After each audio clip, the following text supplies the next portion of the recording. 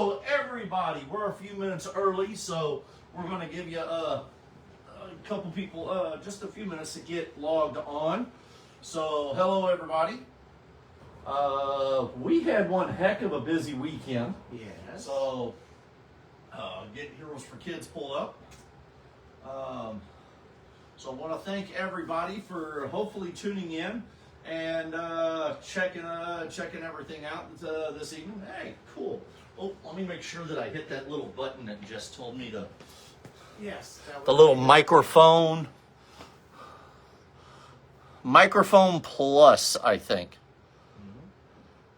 And that reduce background noise. Yes.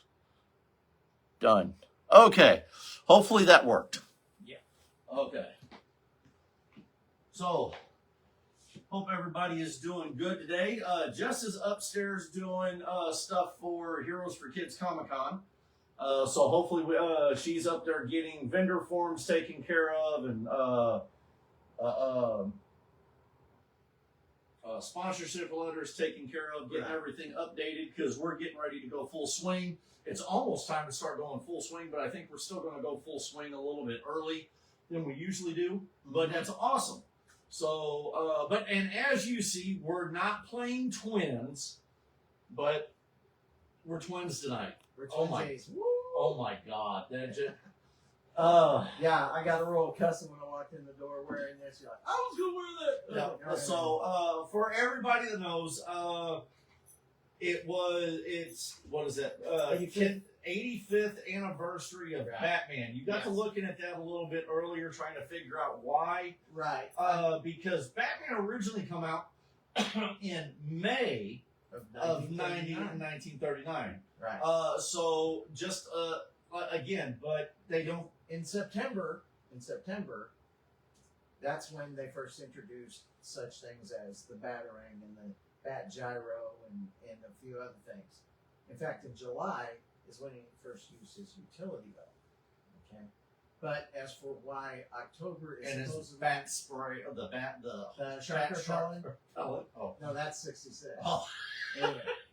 But anyway, yeah, so I looked and there wasn't really anything for October of 39, but in November was when he first used his rope to swing around, and he got Julie Madison for a girlfriend and all that stuff. So Almost, but didn't you say it was like an origin? That was like when they finally introduced his origin story. It was an origin story how Batman came to be. Okay. Because before then, in the original Detective Comics number 27, which was in May of 39, all they had was a one-page spread. Parents died. That's it. But this time, how Batman came to be was more of a 3 or 4 page deal to more explain his origin story. All right. And plus, during this time frame is when they started introducing all the other stuff like Commissioner Gordon and the name of the city turned to Gotham City and all that stuff. So, Okay. Cool. So anyway, that's part of the reason why they did that. There's nothing really of note for October, but for September, November is when it all started coming together. So that you kind of know. So I guess that's why they chose October, because it's sort of the balance between the two. So, but 85 years. Cool. Hence the reason why you see a lot of the Batman stuff there. And you know what? Which is also cool because it does somewhat go with our theme for Comic-Con. Because, as you see, Scooby-Doo with all the stuff here, Batman and Scooby-Doo have done tremendous work together. Hanna-Barbera, DC Comics, Warner Brothers. Right. They have done Batman and Scooby-Doo out of all of the DC characters. Scooby-Doo, or the Scooby Gang, I guess you could say, Right. have done more stuff with Batman than any other Justice League member in history. So it ties in a little bit with it. So it's pretty cool. This past weekend, we had one heck of a weekend. And first, I want to send a shout out to our two Chris's. Right. Did Deadpool and Captain America in Park Hills area. I guess it was for their I guess it was for their fall festival or something up there. Right. Yeah. So they were real good ambassadors up there. So they had blast. I got to see some photos from that stuff on Chris on Facebook. So that was pretty cool. So thank you guys for jumping out there. And I know Chris Wendell is now the new SRO for one of the schools up there. So he gets to come out, and so that he's been a real big ambassador for us up there, Right. and throwing the heroes for kids. Hey, Chris Cockrum, how's it going? Chuck. Or Chuck Cockrum. Sorry, I did it again. I did the same thing to him at his house the other day. We started talking about Chris, and I called him Chris. I did. But 3D printer anyway. yeah, we still bought the 3D printer. He You didn't should've throw. went, I don't want you to have. He didn't throw some well, wait a minute. He may have thrown a few bugs in it while we were while we were loading into the truck. Your RoboCop is going to look like RoboSlot. Yeah. Sorry, Chuck. But no. But Chuck, son of a gun, Chris Cockrum and Chris Wendell are son of a gun. Remember, keep it PG-13 now. Chuck Cochran. No. No. Chris Wendell and Chris Kreider. Thank you. Sorry. Oh my God. It's been a long day. I'm sorry. There must have been something in the Memphis air. Yeah. So want to say thank you for them to doing the parade up there in the Park Hills area. So that was awesome for you guys. Chuck laughing at me. It's just exactly. So and then you got to do well. You had a little bit more. Well, mine was cool. But I'll let you talk about yours here in a minute. I ended up in Memphis. Hey, Chuck, our film order should arrive on that. Yes. Yes. So yes, Heroes for Kids is looking into dabbling in the 3D printer stuff. So look forward to possibly seeing some stuff out for Heroes for Kids and Foam Forgeries here in the near future. So, and I want to say thank you, Chuck Cockrum, for that one. Yeah.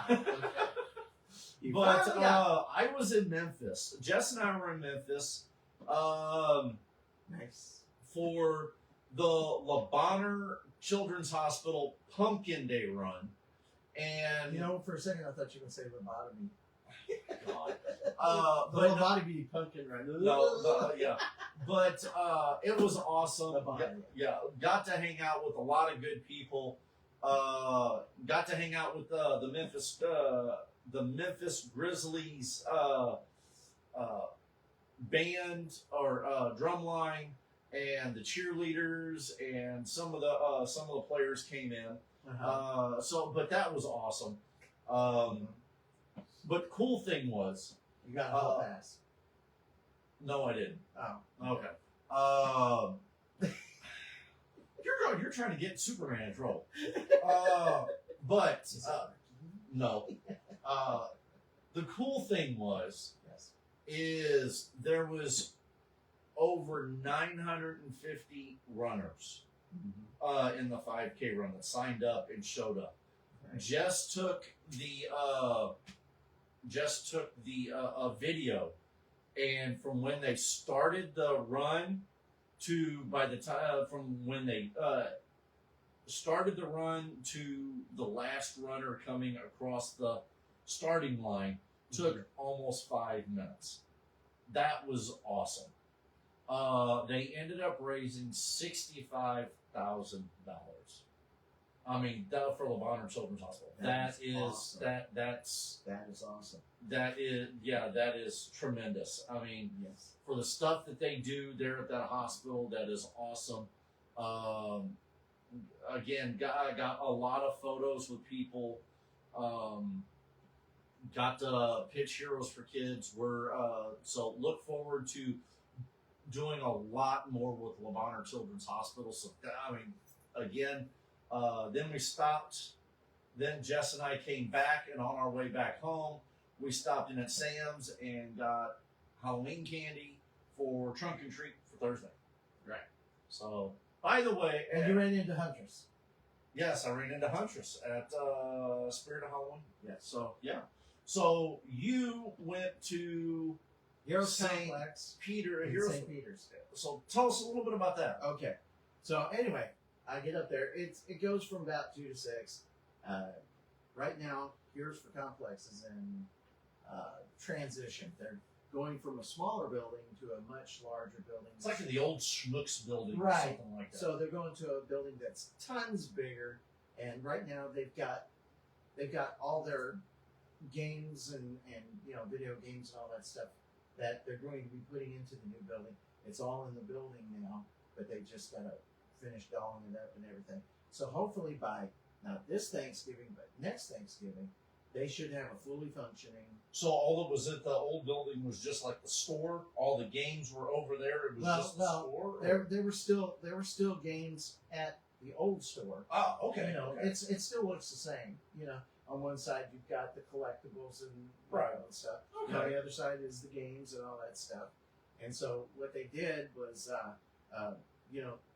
all the extra games that they're going to have at the new place are already there set up. and Okay. and in storage. So what they're going to do is they're going to have a fully functional Batcave in there. They're going to have the cars. They're going to have like the 1966 version of the Batcave, but it's also going to have a life-size dinosaur in it, and the giant penny, and all that stuff. Oh, cool. So they're asking us that next year when they get ready to debut that we show up for that. Oh, So- most definitely. Oh, definitely. And okay, so anyway, there was wall to wall on the video game side. So I guess just want to tell you, I'm putting in overtime trying to get Dr. Doom done, ready so I can debut him at Cape Con. Oh, that'd be awesome. Oh yeah, yeah.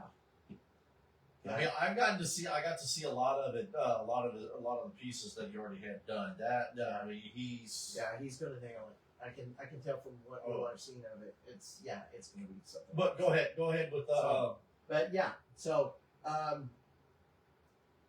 there was a ton of kids. I mean, just a ton of kids, wall kids, and a few adults. They had cake and they had prizes and all this stuff.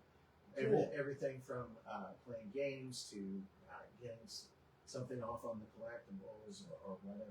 Most of the stuff was kind of kid friendly. They also had a coloring contest, and later on they showed the Batman 1989 movie cool. with Keaton in the X-Men VR room. Yeah. Okay, that's where they had it, and so we had to chase people out of there to show set the up movie. to show the movie and set up the chairs. Cool. And everything.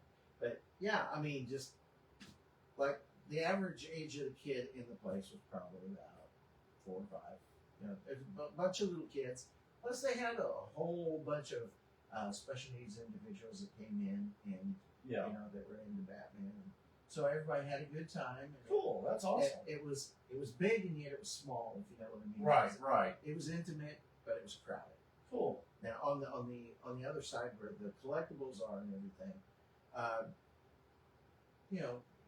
not so busy, but the video game side where all the fun was, that's Where the party was at.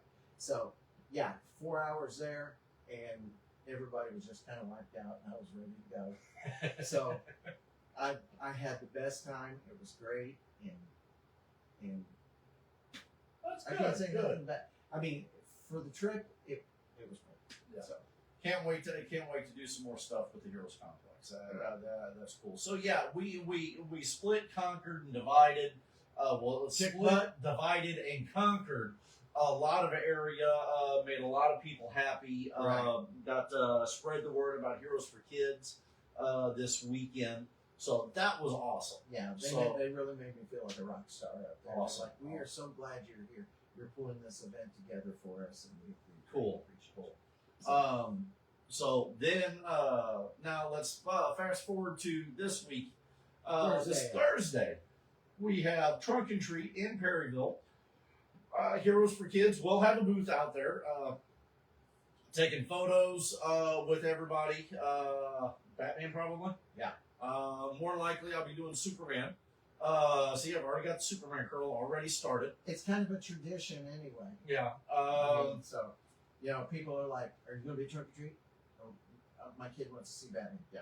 Okay. Yeah. So we will be, we'll be doing stuff for Heroes for Kids, handing out candy. I believe Trunk and Treat starts around 5:30.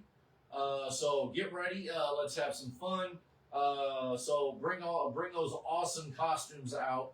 I think basically we're going to be there from 5:30 until we run out of candy. Right. I mean, until Maybe even longer than that. until they kick us off the court square. Get off the street, you moops. You know? And until they kick us out of the center of town, we're going to be sitting there having fun. Right. I mean, that's the way it is. Right. Now, we're going to be obviously pushing Heroes for Kids Comic-Con. Yes. So we would love it if you come up and ask us about, information Yes. about what's Here- going on and who the guests are and what we got planned Yep. and ticket prices and, you can get information that you need. Yeah, get the information that you need for Heroes for Kids Comic Con. We will have the information there, so which will be awesome. So Thursday, 5:30, Perryville, center of town, downtown, Yes. historic Perryville.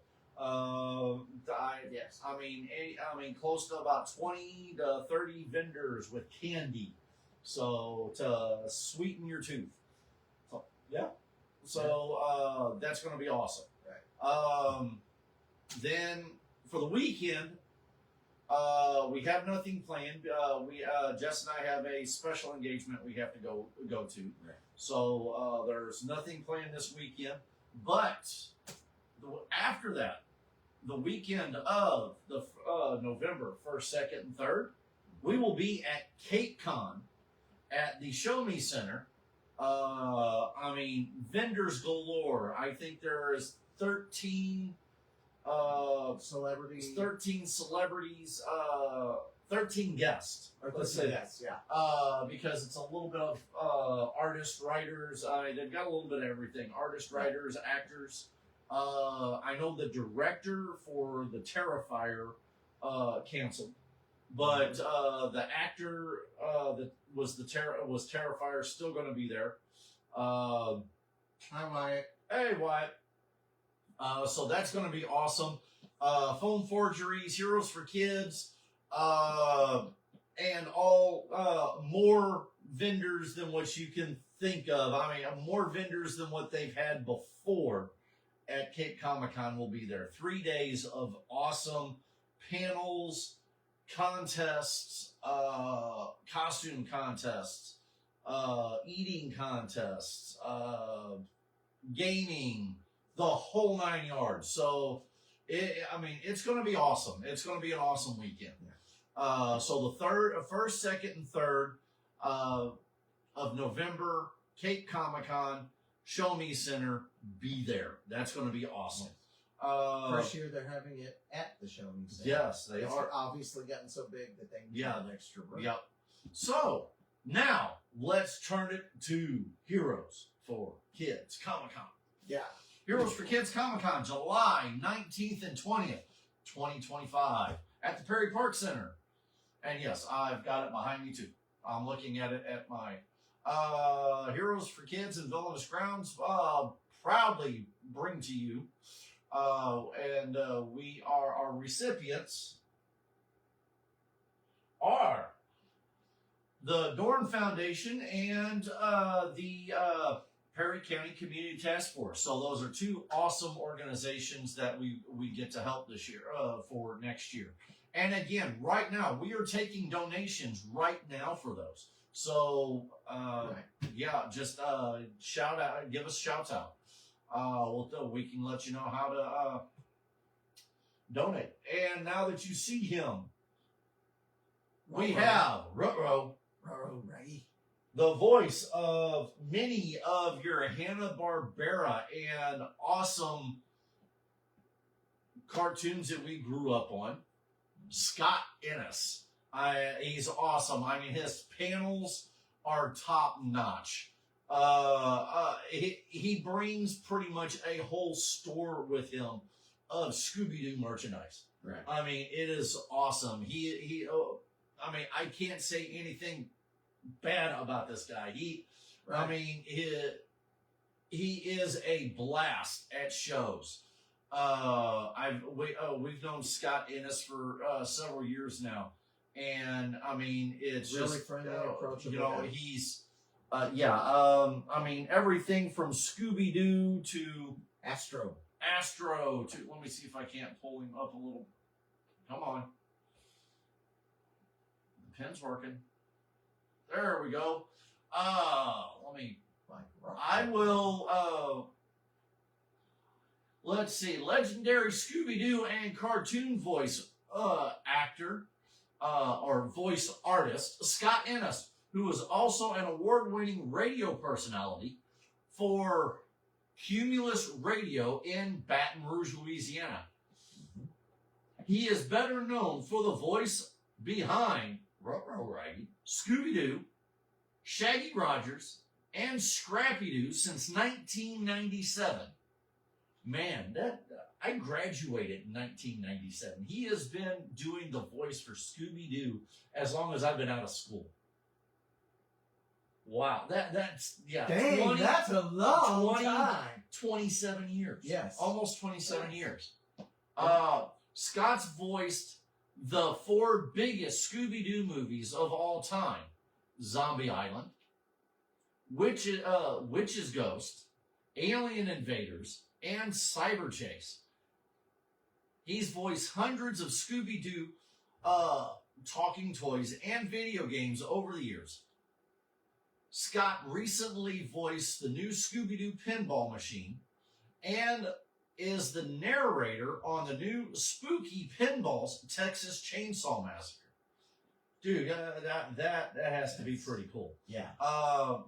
Let's see. He is also the in-ring announcer in the latest 2023 World Iron Claw movie, a motion picture with Zac Efron.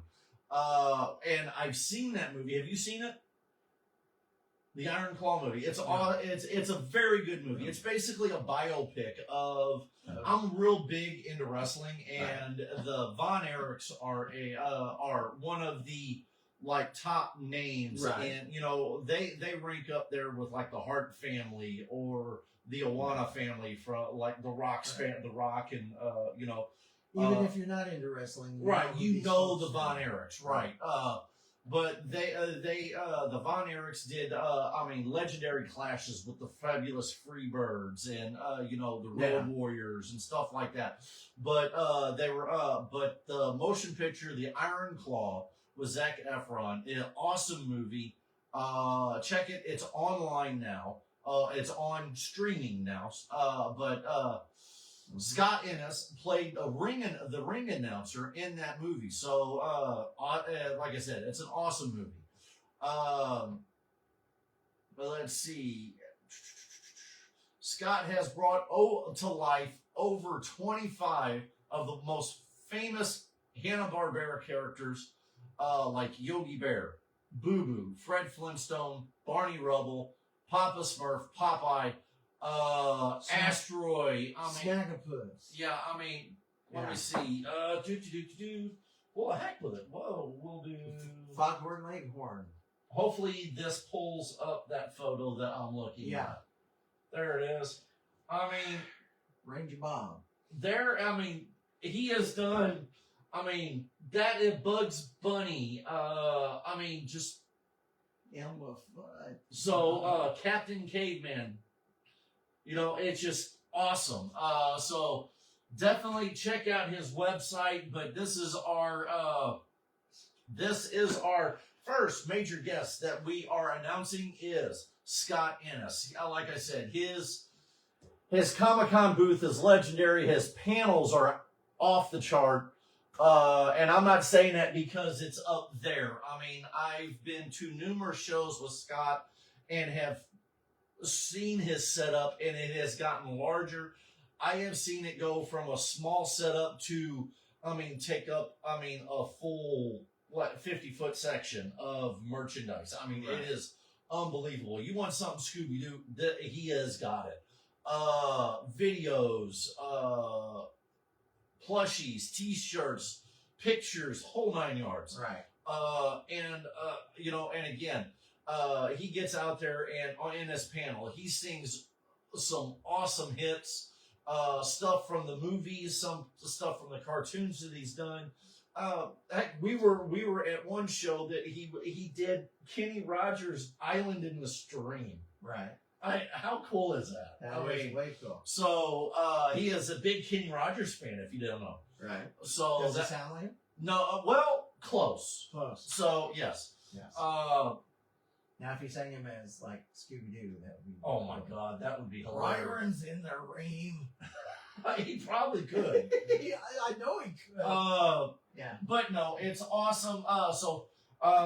Keep an eye out for our page. We've got a lot of stuff still coming. We've got a lot more updates coming up.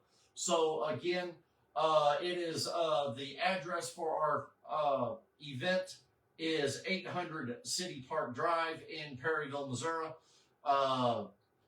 So tickets you will be able to get online or in select areas of where we have them out. We will probably be doing same thing like we did last year in a few pop-up places, selling advanced tickets and maybe even discounted tickets at that time. Right. So that's going to be awesome. So look forward to July 19th and 20th, 2025, Heroes for Kids Comic-Con. So, and hanging out with Scott Ennis, and you never know who else will be at our show. Right. So we're all looking at it. So now that we've talked about everything we've done and some of the stuff that we've already got going, on here within the next couple weeks, let's talk about a little bit of the stuff that we've got on the table. Okay. What do you think? Yes. So let me throw this there. Well, let's see. First off, maybe you can. You're the Batman aficionado. Okay. So let's see. This year, that there is the. That is one of. Now again, this is just part of my. Yes, I do. Yes, I have a lot more Gambit and Superman collectibles, but this is part of my Batman stuff too that I have. So you've got the pop number. What is that? 84. It is the Batman v Superman pop, right. and it's Batman, so it's the Ben Affleck Batman. Right. Awesome. To me, besides Michael Keaton, Ben Affleck is probably my favorite Batman. I would say he's probably the most comic book accurate. Yeah. So, but the fighting style that you see in the comic book is right. Ben Affleck's fighting in Batman v Superman is, what you would see right off the pages of the comic book. We can segue into this guy who recently in a poll was declared the best Batman ever, and that's Michael Keaton. And he came in second place in fight scenes for, right. what he did. The best fight scene that he's got is in the Flash. I'm going to have to go Clock Tower. You think? I'm going to have to go Bell Tower. I'm going to have to go Bell Tower in the 89 Batman. Okay, that is pretty cool. Again, it's our first iteration. I would say it's better than what's in Batman Returns. Yes. It's again, yes, it's a stiff Batman, but again, you get to see. He worked with the suit that he had, and right. Again, he couldn't really move from the shoulders up. Right. But the but Batman in that, you got to see a little bit divert. You got to see him being more hard hitting, I guess you could Right. say. And I would go next to that would be the Christian Bale fights. Right. You know, in fight scenes. And honestly, I would have to go Christian Bale before I would Michael Keaton. Okay. You know, because He's more of a street brawler, but he's got some finesse. he had that finesse to him. Then I would go Michael Keaton. Then I would go more of Pattinson. Pattinson, I would have to put under. Right. I would too. And then Followed by Kilmer and then yeah, Kilmer, then Clooney. And I hate to say it, Adam West would be the last. It's just I mean, the when you hit the words pop up, you're wow, man. the pirouette fighting. I Yeah. mean, it's the Or when he grabs up Robin and throws him at the yeah. throws him at the bad guys. It was just Robin's out there. Give me your hand, and he's like, "Whoa!" Yeah, it was more of a dance yeah, than it was. yes. It was more of a dance in the '66 stuff. But for the No. kids, that was some. Oh good yeah, stuff, it was all campy, But I would go Ben Affleck is my favorite Batman when it comes to the fights. right. Michael Keaton, hands down. But when it comes to the Batman character himself, I would go Michael Keaton. But next, I would have to go Ben Affleck. Right. Then I would have to go the glass gargling Christian Bale. Right. He was a great Batman. He was great great Bruce Wayne. Yeah. Just that voice. Yeah. I like the way they did the animatronic voice, the voice modifier Right. on Ben Affleck's. Right.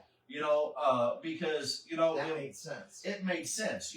When you had, it was funny because when you're watching 66, Right. okay, you have Bruce Wayne pick up the phone and hello, and then in the other hand, he's got the red phone, and he's yes, Commissioner Gordon, I will be right there. Right. I mean, And the thing about but it he's was, talking, yeah. He calls Commissioner Gordon. Commissioner Gordon calls Batman. Yeah. And so he's got phones on either side, and he's like, "Hello, this is Bruce Wayne. Hi, this is Batman." He didn't even change his voice. doesn't change his And voice. He doesn't even. And Yeah. Commissioner Gordon didn't even figure it out. So, So yeah. but Keaton is the one that came up with the Batman type. kind of husky with a little bit Right. of smoke to it, but I not think out of control. by the time it went to Christian Bale, Christian Bale did an awesome job. I think however he did the voice, it was a good attempt. Right. But then when you had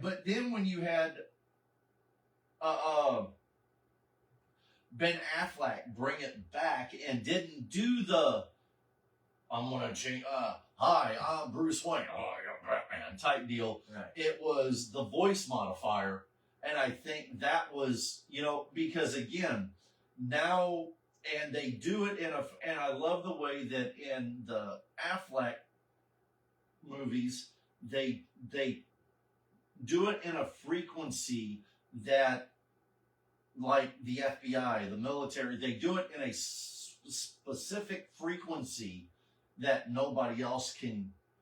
Oh, look, we're going to do a cleanup on the voice modification, and oh my God, it's Bruce Wayne type deal. Right. I like that part of it because Right. Batman's using a specific technology because it's something that he created him and Alfred created, out of the you saw the scope scene of... where Alfred's like, butter. Right. Okay, yeah, that's working correctly. Sounded exactly the same as when Ben did it. Okay. Uh-huh. So yeah, it could be anybody that can Right. do the voice of Batman. Let's say Bruce Wayne got punched in the throat and they could set up a speaker in there, and Alfred could do the voice for Batman. Right, So, right. you know, So and so they and changed so it. I like and I'm not saying and again I know a lot of people will have their ups and downs on what we just said, Right. but again, Batman vs Superman, I hold that movie real close, near and dear to my heart because again, I had a big tragedy in my own life that happened around the time that movie came out. So so if I'm a little bit more personal with that one because of the fight scenes, the down and dirty, you get to see again, it's a lifelong dream. We watch it or we read it in the comic books and we see it in the cartoons. This is the first time in live action that we got to see Batman and Superman teaming up. Granted, they had to fight, Right. but it's because of Luthor's manipulation. But they have to fight, and it's one of those things. And it's that little thing of besides that little, I gotta save Martha bit. But it's one of them things that you have that brother. The beginning of a brotherly friendship. Right. Okay. And well, one of the things that kind of struck me was when they first announced that they were going to come up with it, and everybody was like, "Who's going to be the Batman?" And then they said, "Well, it's going to be Ben Affleck." Everybody's like, "Oh no, not Ben Affleck." Not with the way he did Daredevil. Not the way he did Daredevil and everything. Yeah, no, he'll bleed through the costume. We'll know it's him. And then a whole bunch of stuff. And I think he knocked it out of the park. Oh, it was and I love the way that he played it was more of the and correct me if I'm wrong, but I got more out of out of Ben Affleck's Batman. I got more of a Dark Knight Returns type deal from the comic, not the movie, but the comic, not the Christian Bale movie, but the Dark Knight Returns comic book from give me a name, writer. I'm going to say Miller. Frank Yes, Frank Miller. Thank you. You said Miller, and that's what. Right. But that was the version of Batman that I took from, because again, he's lost everything. He's holding on to, basically, it almost looks like he's holding on to Wayne Enterprises by the skin of his teeth. Right. He's not living in Wayne Manor because it's run down. He's living in he's living in like a guest house. Lakeside guest house. Basically. Yes. With a secondary bat cave underneath the lake. Right. It's not Wayne Manor with the bat cave. It's an adjoining property. I think it was kind of tight. I think they were kind of trying to tie it into the Keaton verse, because you remember how in Justice League he's standing on the gargoyle and they play the Keaton music before he jumps down and joins the Justice League, and they're talking to Commissioner Gordon. Right. Okay? I think that's kind of tied into that, but they also kind of tied it into the Christian Bale Batman when Wayne Manor burnt down. Right. So it might have had a lot to do with They that. have. Then those may have been Easter eggs to those. Well, see, now at one time, Christian Bale, before he backed out of doing it, there was supposed to have been a continuation with Christian Bale's Batman. Right. And then he goes, well, I don't want to be associated with just one character. But now all of a sudden, now he wants to come back at it. Well, now he wants to come back and he wants a continuation of his Batman in the Elseverse now. Well, he said that if Christopher Nolan was not a part of it, he was not interested in doing it.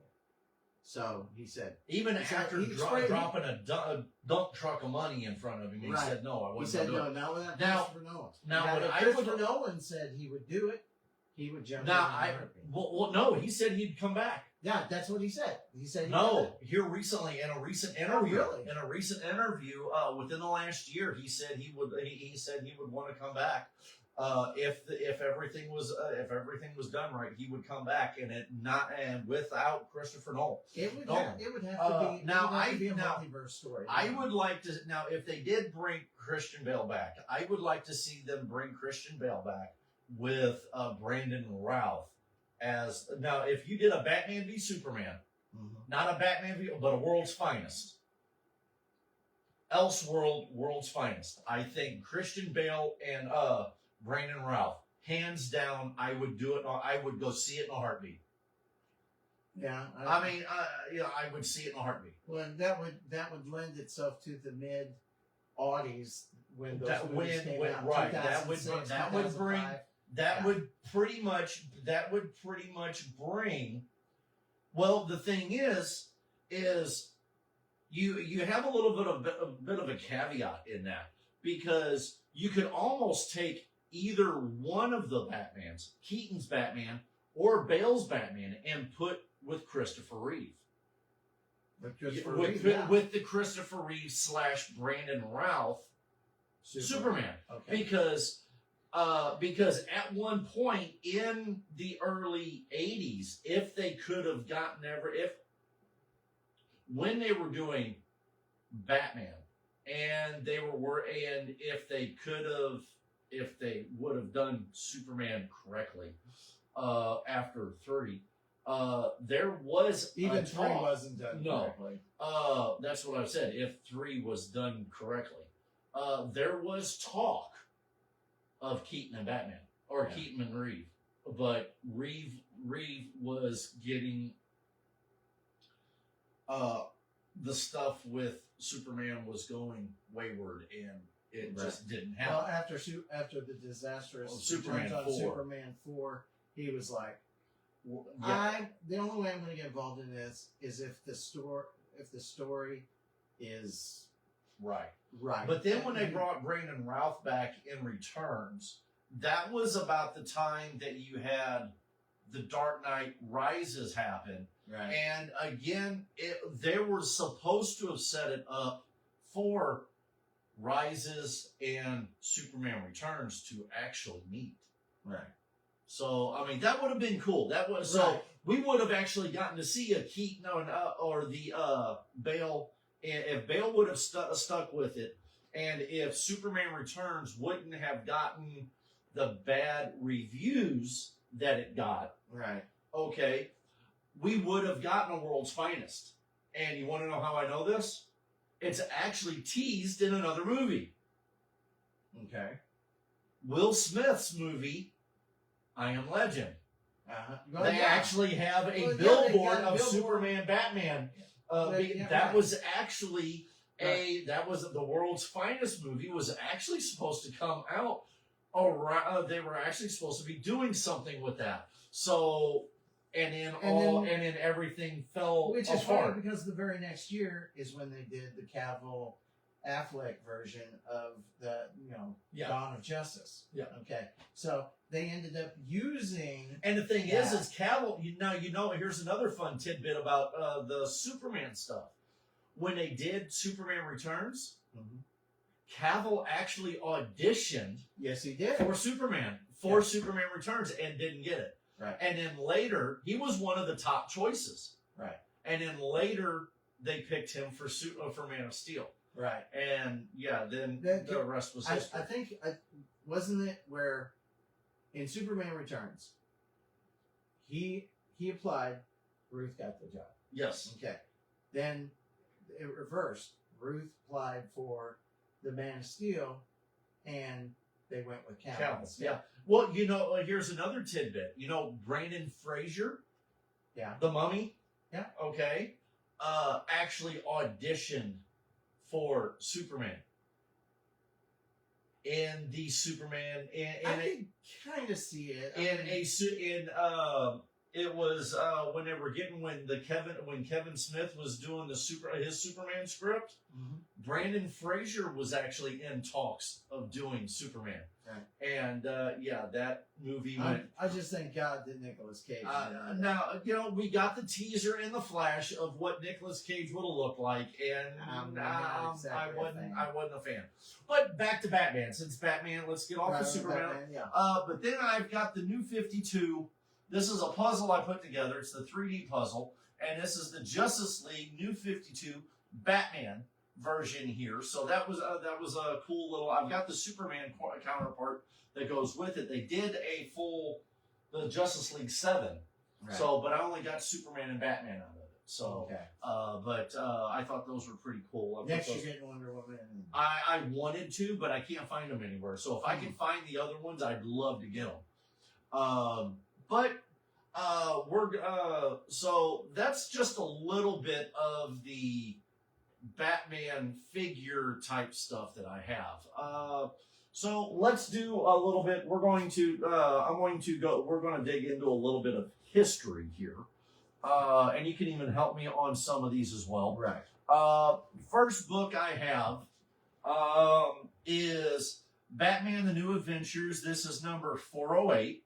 408. Now, the significance of this comic book, and you probably can't see it.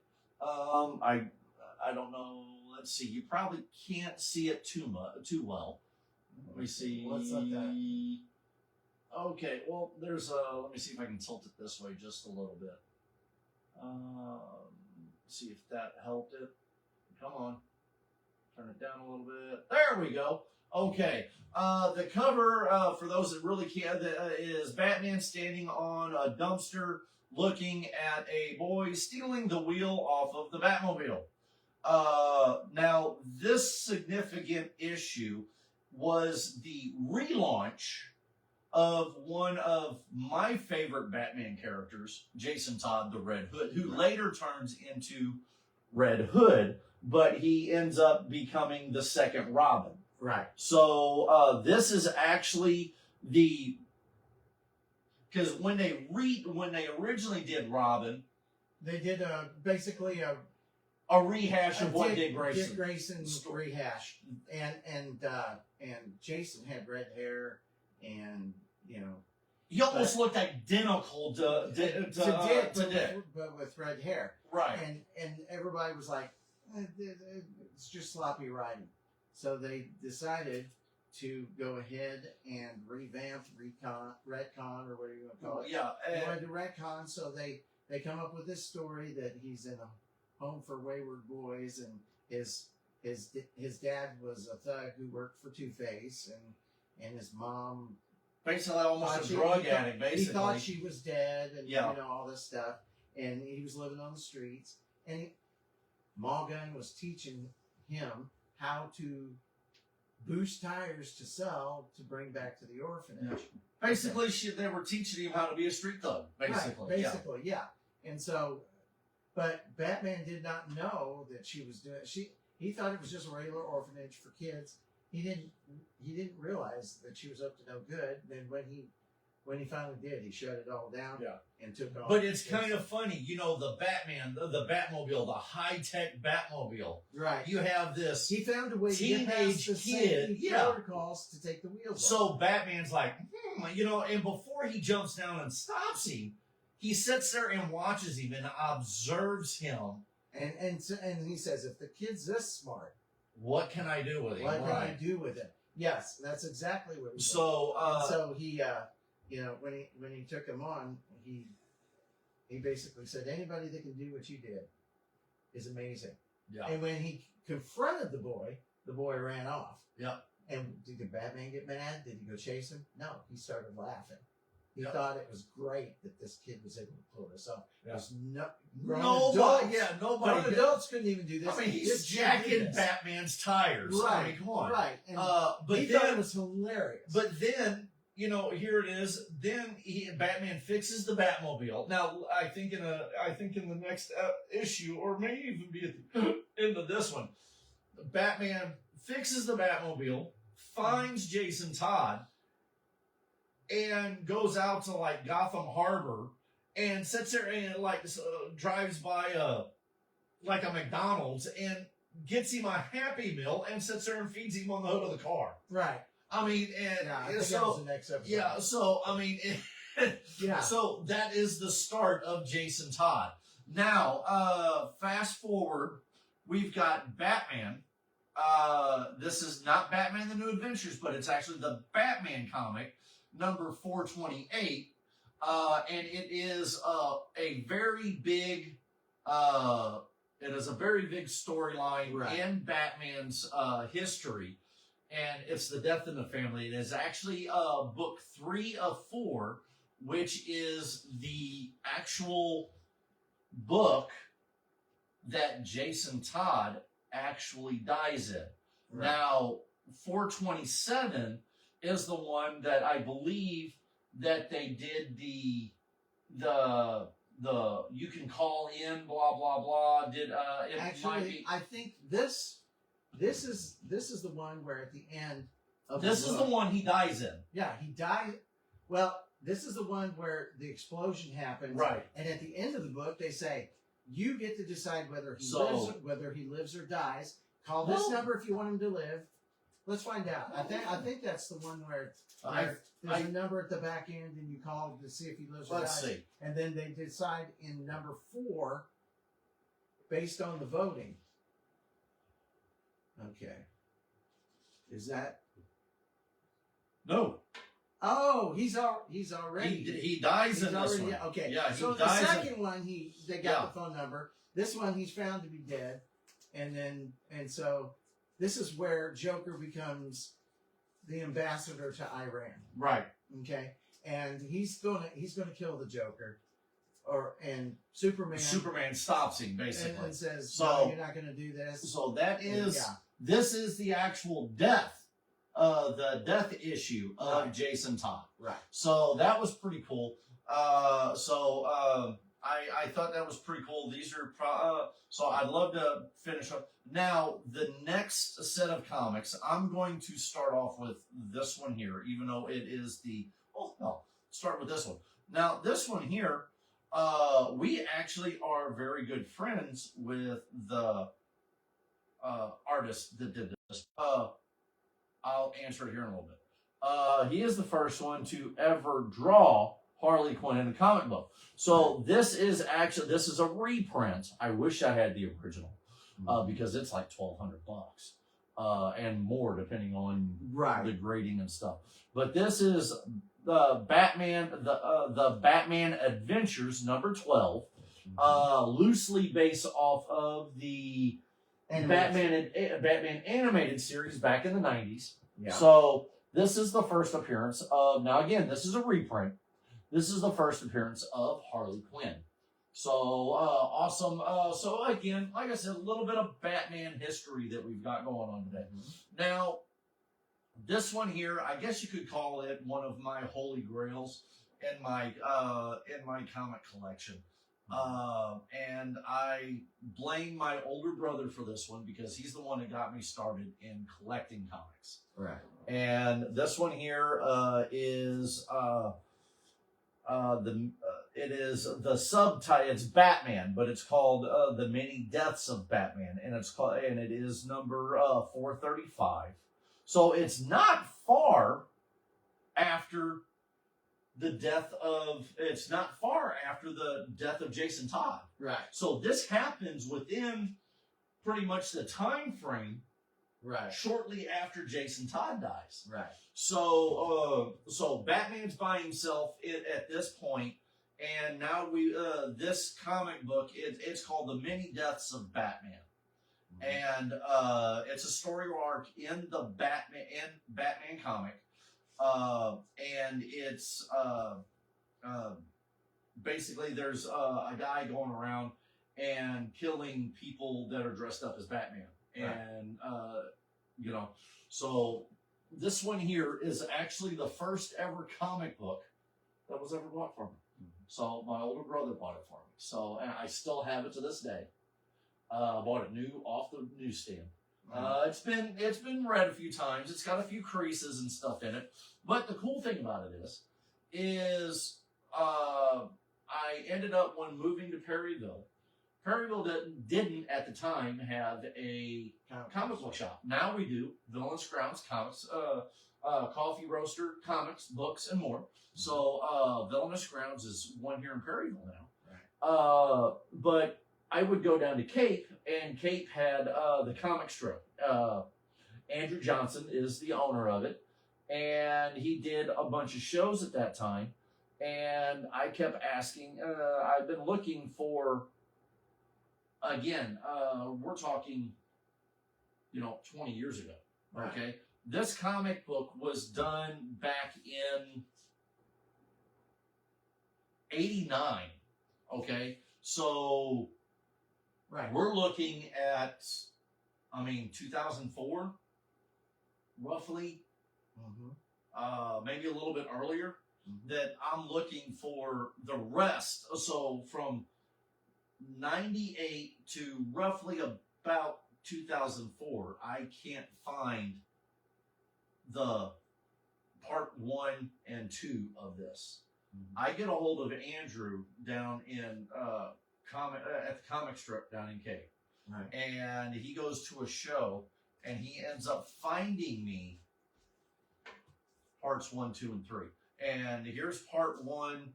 Part 1 shows the dagger in Batman's cowl, or a Batman's cowl. And then when I was telling you about the different Batmans, if you look, Right. that's where the killer has went through and killed a bunch of Batman lookalikes. So, and then I just showed you the 3 one. And yes, the cool thing about it is I got to meet Mike DiCarlo, and he signed all 4 issues for me. So that was a little bit of a full circle thing about those comics. So, and on top of that, DiCarlo was actually the writer or the artist during the Jason Todd era. Right. So he was the one that actually helped create Jason Todd and the Red Hood. So, and Red Hood later on when they brought Jason Todd back. Another cool artist is Doug Minch. Yes. Okay. I've got signed copies from the Nightfall. Oh, cool. Speaking of, Yeah. it's right there. Yeah, go on, Right. grab it. Yeah, Grab it. That one's. I think this is. Yeah, I think this is the one. Anyway, but yeah. In fact, if I'm not mistaken, I got a signed copy of this. You got It to doesn't- sign up. That is, that one there This is is- Nightfall. What is that, number 50? That's Nightfall 19. Okay, what's the. Batman 500. Okay, that's Batman number 500. So. That's where Azrael makes his appearance in his new look. So, yeah, throw that one will go right there at the So, bottom of that stack. but, yeah. So, yeah. So, Doug Minch signed that. I guess that's how you say his name, Minch. Yeah, he signed Yeah. that. So, I've So, got yeah, one of that's- those in my collection. And So yeah, it's just and a lot of people. Hey, Kathy, how's it going? Hi, Kathy. And if Wyatt, I wish I had Jess. Let me see if anybody else is on the phone. See if anybody's got any questions or anything. Please ask Dennis some Batman questions or anything like that. So If I don't know, I can find out. Because occasionally I'll sit down at the computer and I'll try to catch up on everything that is Michelle Bridges is watching. Hello. Hi. Ashlyn is watching or was watching. Ashlyn Schubert. Yep. Jess is watching, but she's keeping Oracle's keeping us. Chris Kreider's watching. Kathy just said hello, son of a gun.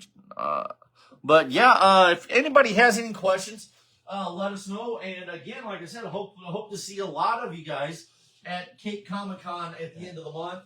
Hope to see a bunch of our fans and at Trunk and Tree this Thursday. But definitely at the Show Me Center on the 1st, 2nd, and 3rd of November for Cape Comic Con. But we're talking a little bit about Batman since it's the 85th birthday or anniversary Yeah. of Batman. Okay. Well, how's this? We'll just do it as the year. It's roughly it's 1939 is the year that Batman debuted. so you know. Technically, I mean, people were like, "Is this Superman's birthday just a few months older than Batman. right?" So, and the thing of it is that people this past weekend when I was at the Bat themed event, the birthday bash, they kept asking me, when exactly is Batman's birthday? I said, it depends on who you talk to. I mean, if you're going by when the first comic book came out, it would be May 1939. But if you want to go by what it's listed in the DC handbook, then it would be February 19th, about 42 years ago. Yeah. So, depending on who you talk to and what the story calls for. Now, the cool thing about it is in the new Absolute Batman, it actually gives his date of birth on what Batman, the Absolute Batman, or the Bruce Wayne in Absolute Batman. Right. It has a mugshot with him, a Bruce Wayne mugshot. Right. And it has his date of birth on it, which is February 19th. February 19th. But it's 70. But I think it's in the 70s. I think is what it's got the date. So they're making him the same age as Ben Affleck's Batman. Yeah, I think he's like 73 or something. I'd have to look at it again. That would make sense. Yeah. That would make So, sense. well, heck, I've got it right over here. Give me a second. I'll grab it. If it was 73, then that would make him about 8 years old in the Absolute events Batman. that happened in Batman v Superman when you see the death scene. Right. That happened in 81, and we can tell that because the movie marquee when they came out had Excalibur up on there. Right. And Zorro the Gay Blade, and both Right. those movies came out. So, in Absolute 1981. Batman, this is from the Absolute Universe that takes over after Absolute Power. Right. The storyline, that storyline was awesome. DC rocked it. This one here, it's pretty cool. The book so far is pretty awesome. I've skimmed through it. Really haven't Took the time to read haven't it. really took time and read it yet. Give me a second, and I will see if I can't find it where they got him in.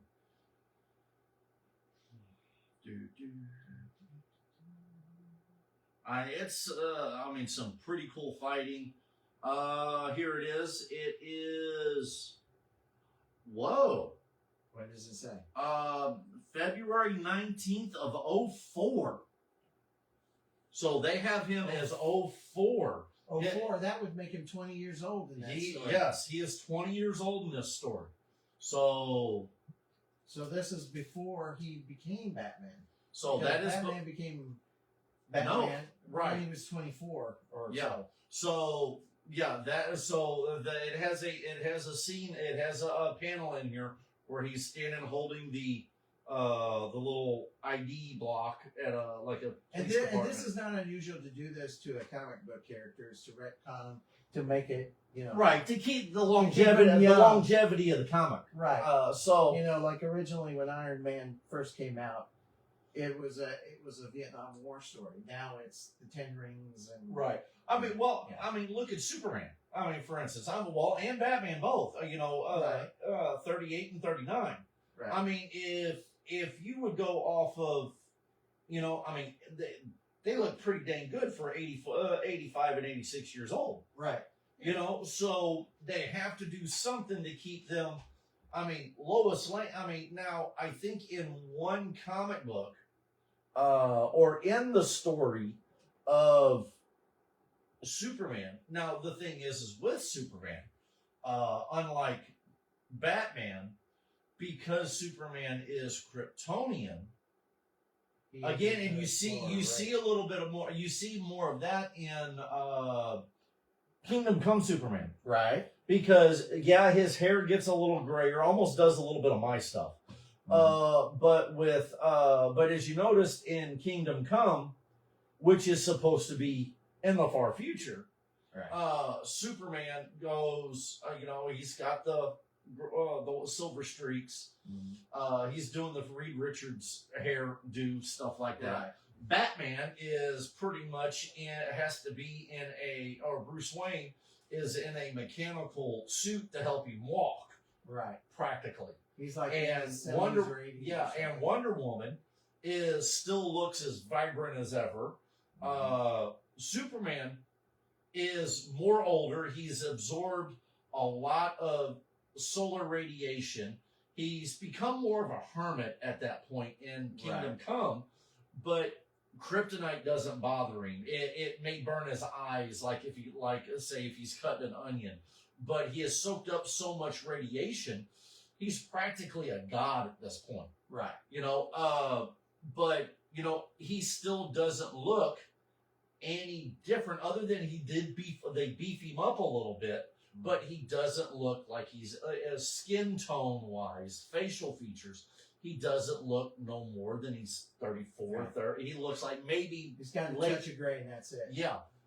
Same way with Wonder Woman. She looks just like a goddess, as she did all her life. Right.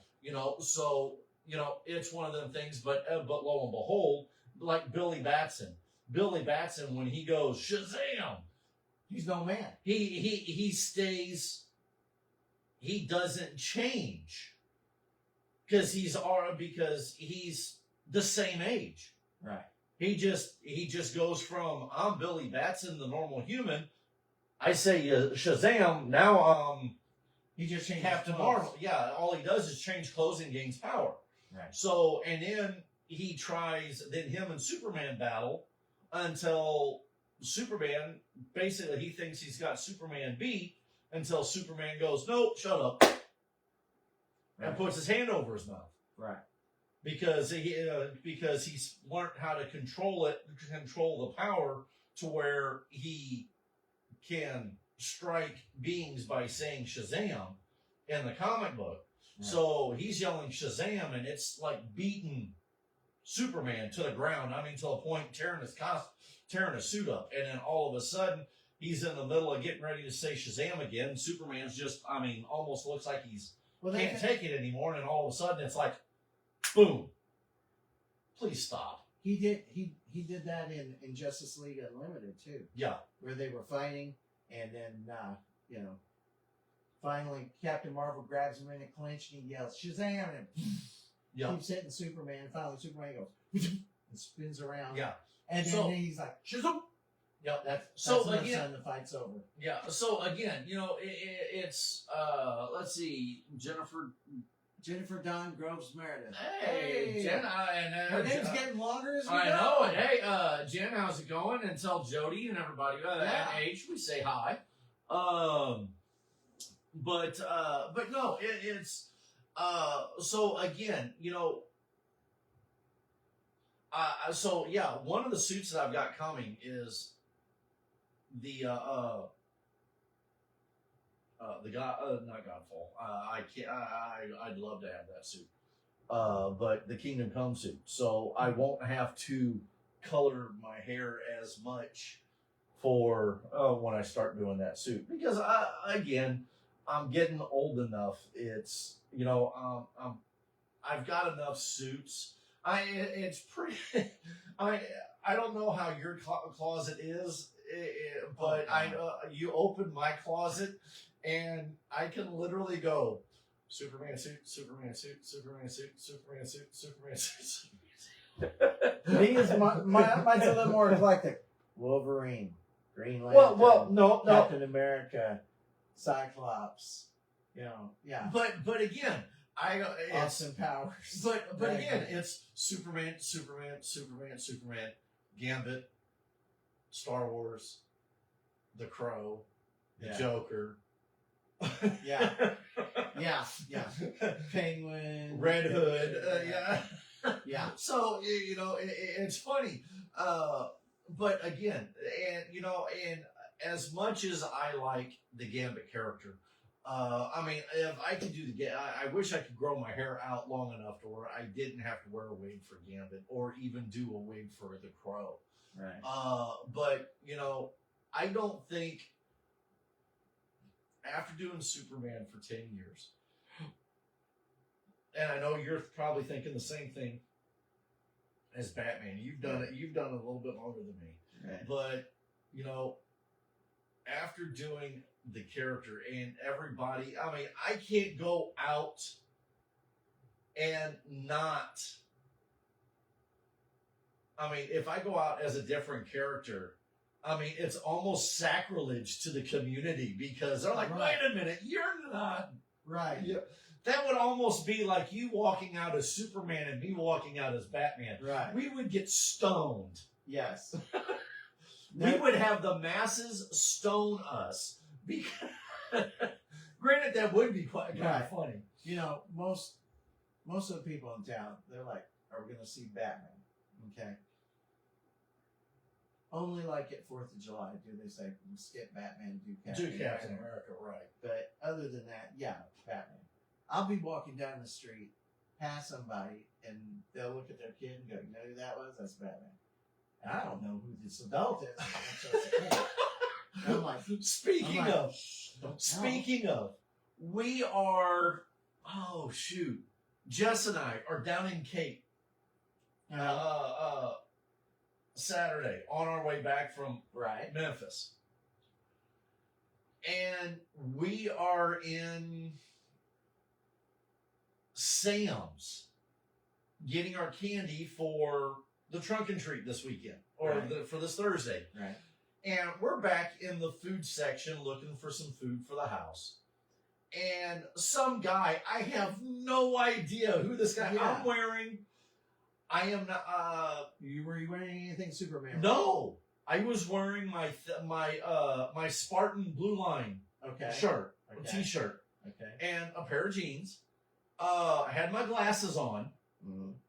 Hair was fixed as I normally do, so combed over and slicked back where you didn't see the curl. Right. And some guy walks up to me, passes me by, and goes, "Hey, Clark, how you doing?"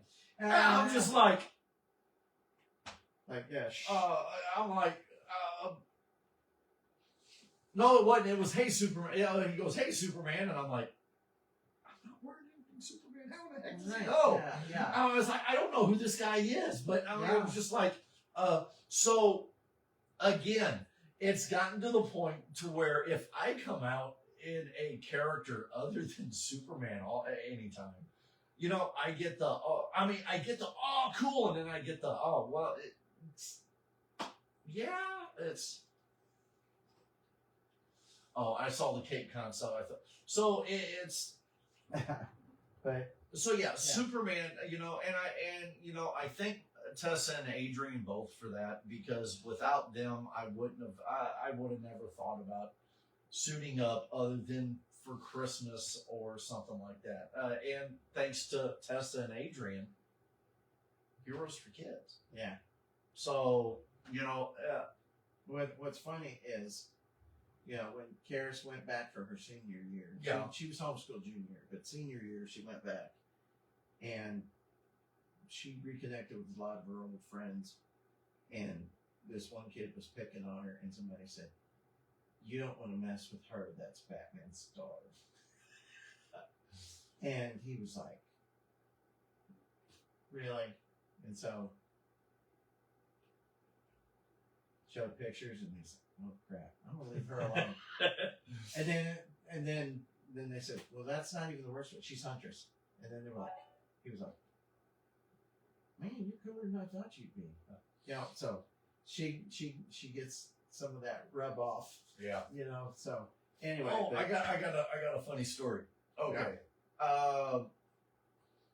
Okay, we know the my Hulk cosplay Right. is we talked about that last yeah, week. you can Because of the boots. right. You know, literally the boots. Go barefoot. No. I've had enough issues with my feet. I've got enough problems with my Right. feet. Get a pair of boots that look like green feet. Yeah, but no. I've had surgery and Right. stuff on my feet. I've had corrective things that have had to happen on my feet since I was a kid. Right. And I'm not saying I don't have ugly feet, but I don't need my feet to get injured in any way, shape, or form. Right. So the Hulk costume, unless I can find the boots for what I was wanting to do, Hulk costume's out. So I turned to doing the preview suit for the David Cornsweat Superman. Okay. Okay. I'm trying to go through a company to get the suit made. Okay. Which is very rare for me, especially for my Superman suits. And I go through Robin Johnson Jr., who does all of my suits. Right. Okay. Awesome guy. I will 100%.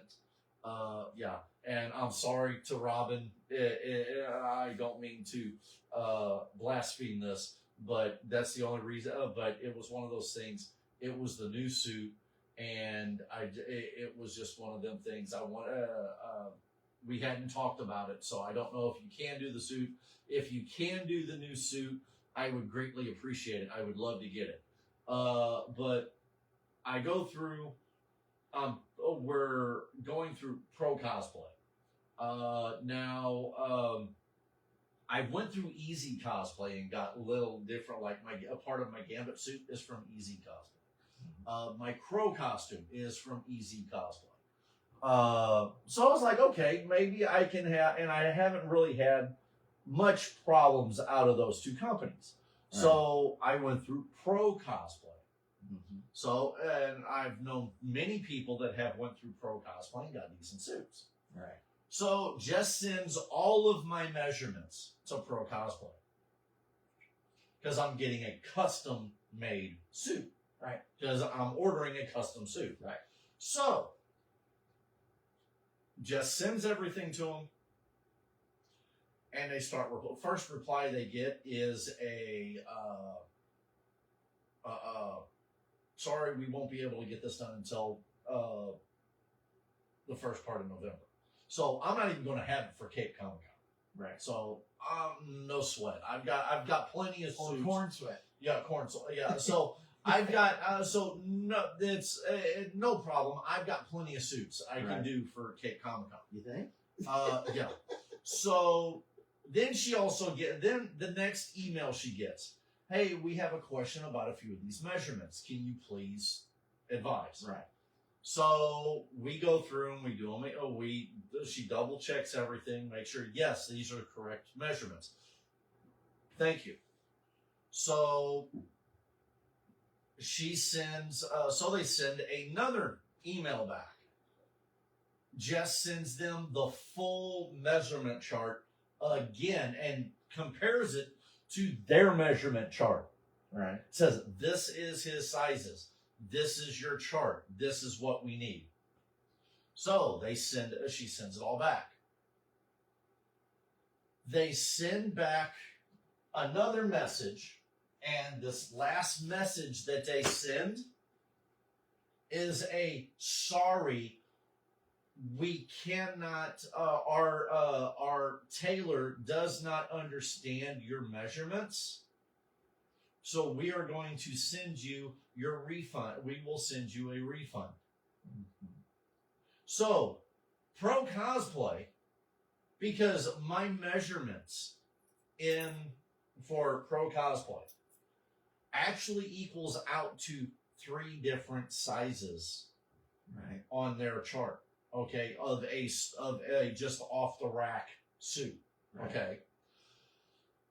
For me to get an off the rack suit from Pro Cosplay, for me being 6'4", puts me at getting a 5X suit.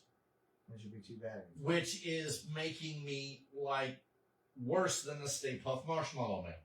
Okay. So, because of that, because they can't tailor me to a large, extra large suit at a 6'4" frame, right, they're not going to do my suit.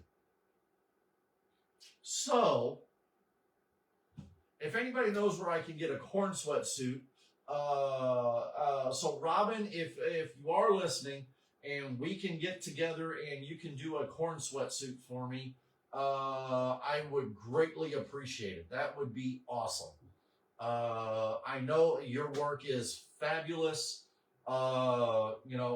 Again, I've been wearing Robin Johnson suits for 9 Ever? years. I mean, I've been doing Superman for 10. I've been wearing his suits for almost 8.5, 9 years. So that tells you, if not for Robin Johnson Jr., we would not have Superman for Heroes for Kids. So he has been awesome. So again, so he has been a tremendous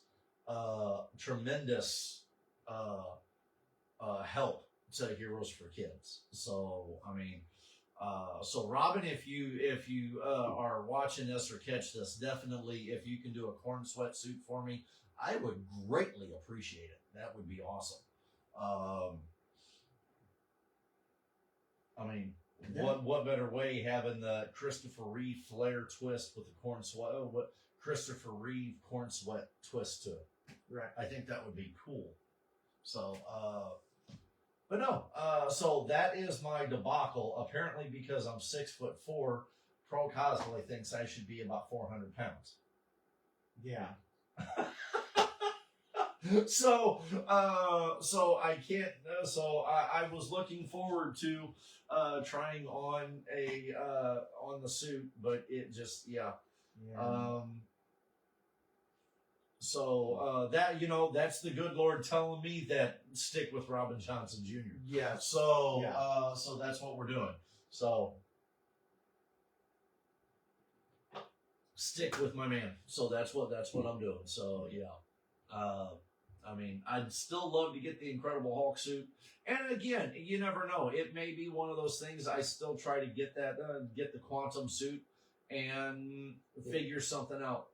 It would be nice if the group all got Quantum suits. Oh, dude, that would be awesome. Walking in there, then you have Iron Man, Captain America. Yeah, because Thor, Hulk. Yeah. I mean, you'd have Iron Man, Tony Stark could wear. I mean, Jody could wear just the Quantum suit and not wear and just hold like the helmet. He wouldn't even have to wear the helmet. He'd just hold the helmet because when he's walking in, he's in the Quantum suit. He's not in the Iron Man suit when they go back. Right. So I mean, yeah, because he's all in the because it's all nanotech when he does at that point.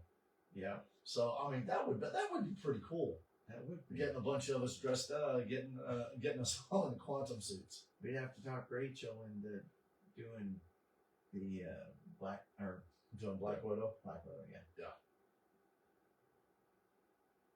Which wouldn't be too big a stretch from the character she just did. No. Which speaking of what, yeah, we Rachel was up at Cincinnati. So Comic-Con, so she looked like she had a blast. I saw several of our friends that was up in New York at New York Comic-Con. That looked like it was a riot. Yeah. I mean, you'd get lost. We'd get lost. Yeah. In that one. I mean, that one. I'd have so much fun with that. I would love to get up there. I mean, and up there, it looks like it looks like some of the costumes that I saw on videos look like San Diego style Comic-Con. I mean, and they get more, and the adults get more on the adult side, so not adult, but they get more tight. They let them be more creative, yeah. Up there than they do at a lot of these smaller cons that we go to. I mean, you see some of the anime costumes down here that get, I mean, almost risque. Mm-hmm. Up there, you see the anime character on the screen. That's the character they draw. So if it's a string top, they're wearing a string top. Well, you've heard of a cosplayer by the name of Dara Taylor, right? Yeah. Okay.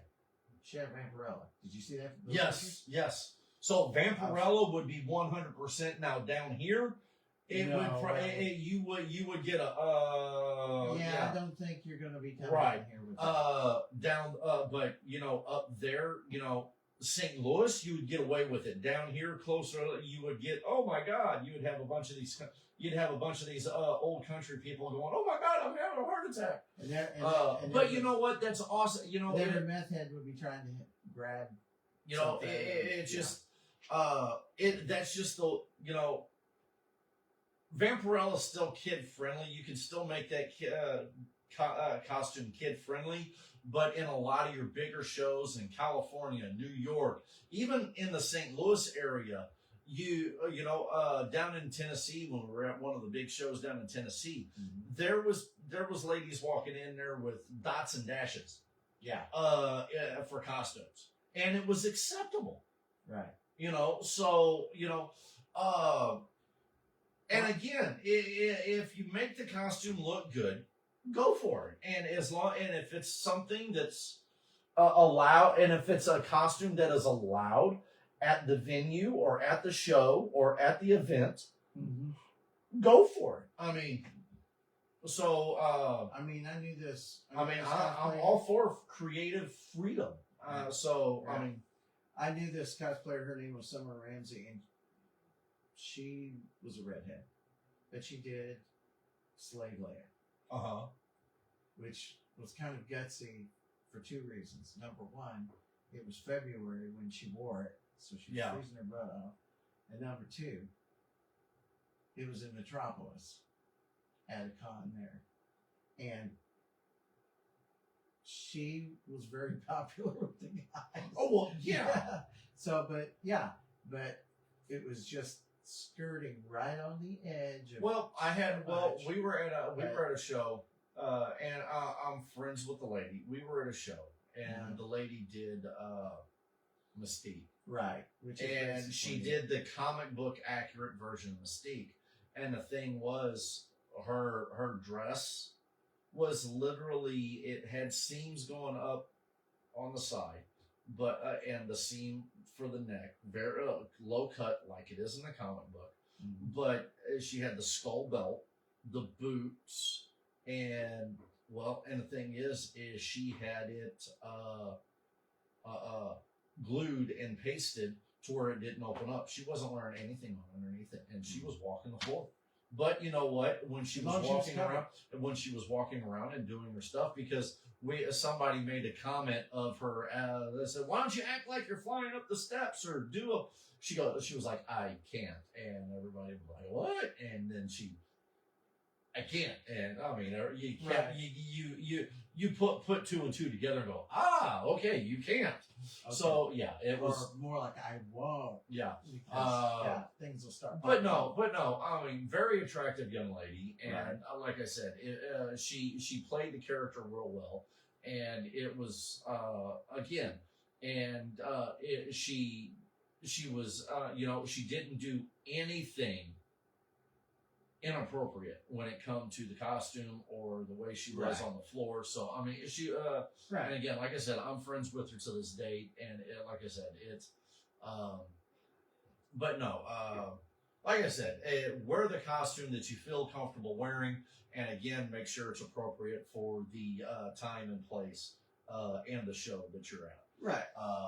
I mean, I wouldn't go out and do Bo Rat. So, Captain Underpants. Yeah, no. But no. And speaking of cosplay etiquette, it's one of those things. You're wearing skin suits and stuff like that. And again, this goes back to proper undergarments. When I wear Superman, you wear Batman. We have, for guys, don't wear a skin suit and let everybody see what you have. There's something called a dancer's belt. Please. I mean, that aggravates the heck out of me when you got somebody.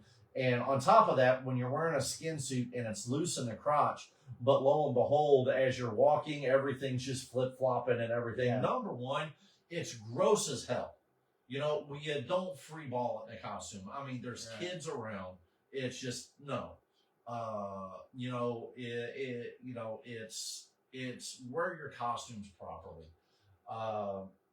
We're not it's not the adult industry. 90% of Comic-Cons are are kid friendly. So I mean, have respect not only for the people around you, but for yourself as well. I mean, when I first really started getting into cosplay at the Superman celebration, I was wearing the Batman Returns thing. So it's already got a codpiece, so it kind of covers everything.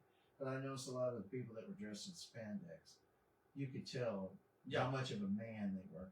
You don't need it, especially being around kids. No, and they've got the same stuff for females too. So it's again, I've seen more than my fair share of what we call camel toes. So. Yeah, I mean, I don't need to see twig and berries and camel toes. So, and that's keeping it clean.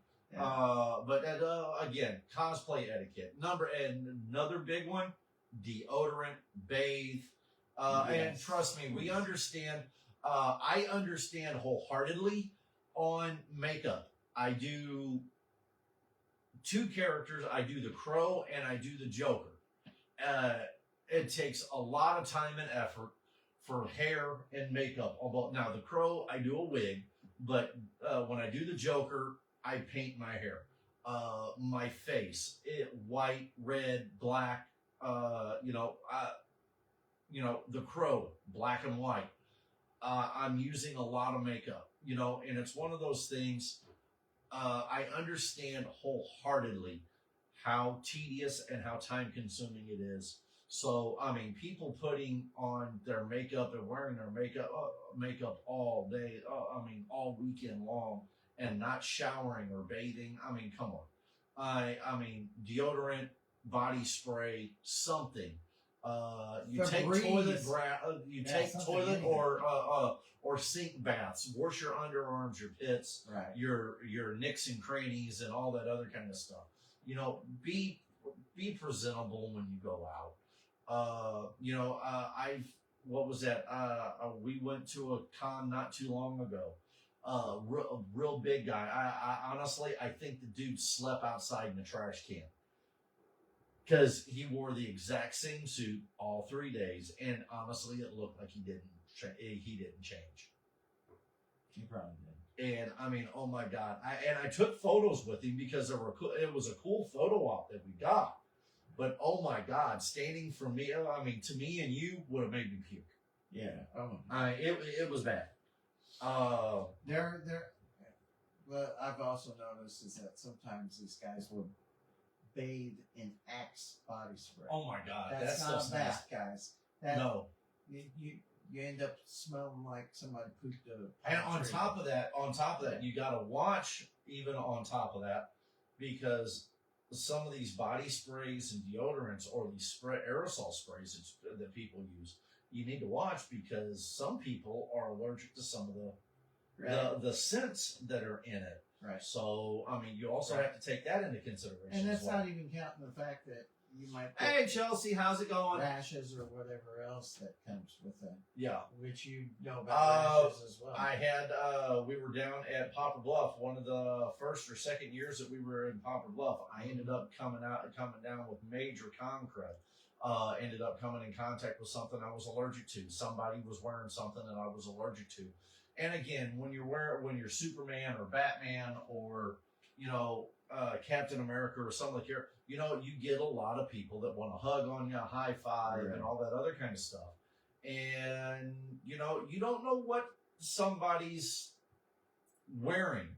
Right. So, and I made it back to the hotel, got in there, I noticed my skin was a little red when I got out of my costume.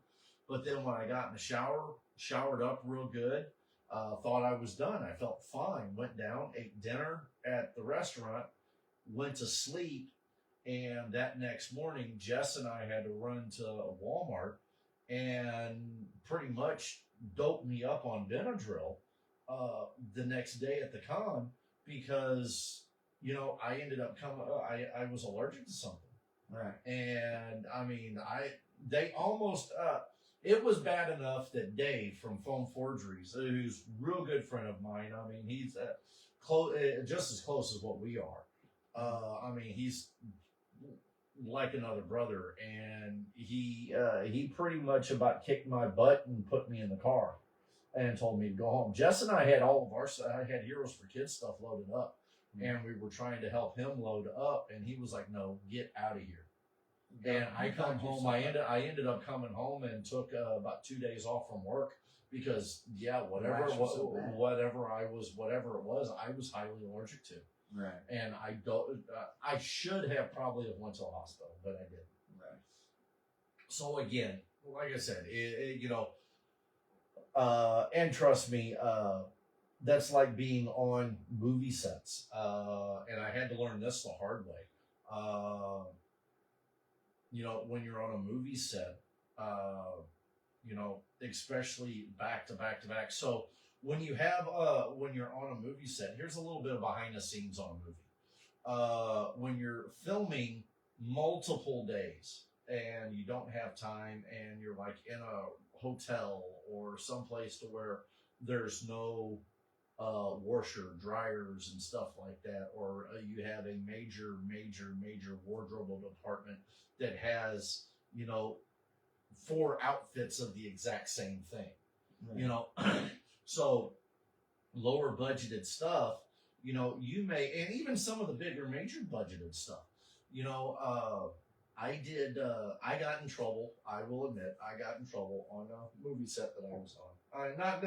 Not necessarily in trouble, but just a helpful reminder, basically. Right.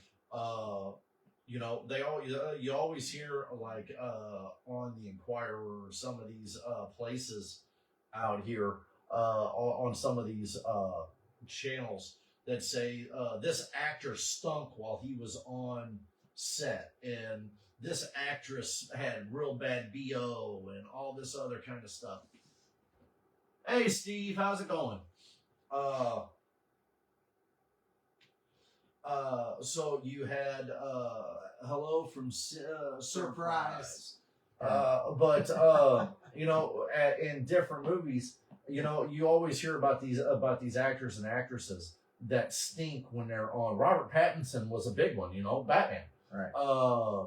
They said, well, come to find out that on a movie set, if you don't have a major wardrobe budget, and you have to wear, say you're doing a daytime scene, and it's but you're shooting like say this part, and you're shooting them in different days, but it's all the same day that you're shooting. Right. I may have to wear the exact same shirt and pants and shoes, and I may not be able to wear. I can wear change my undergarments, but the clothes on the outside, if they're dirty, if they're, I have to make sure, if I'm in a specific scene, I had to make sure, you have to make sure you've got 2 or 3 of each thing, because you may have to wear that exact same costume or clothes for multiple days. Right. So it may not get washed. Right. So you may get to go back to your hotel or your camper or your lodging or wherever it's at and shower, but that's about it. Because not only, when I was on the set, I noticed I had a small odor coming from my shirt because I'd already the day we were filming. It was warm outside, and I'd sweated a little bit, and it was getting a little, and I had to come in the next day, and we were shooting a scene that continued from the prior day, but it was the same day. So I took my Old Spice and back in one of the rooms, figuring I was far enough away. And no, you can't do that. It smelled good. I love the smell. And the wardrobe person walked up and said, yeah, I love the smell, but you can't do that on set. So if somebody's allergic to what you're spraying, your body spray or deodorant, then that shuts down the whole production. Ooh. So again, there's a reason. So a lot of times when you're on a movie set, you may not have a, you may be on set from like 3 a.m. in the morning till 2 o'clock in the morning or midnight. Right. And you're in that same outfit or you're in the same clothes. Well, the last time you got to shower was at 3 o'clock in the morning before you went into makeup. Right. So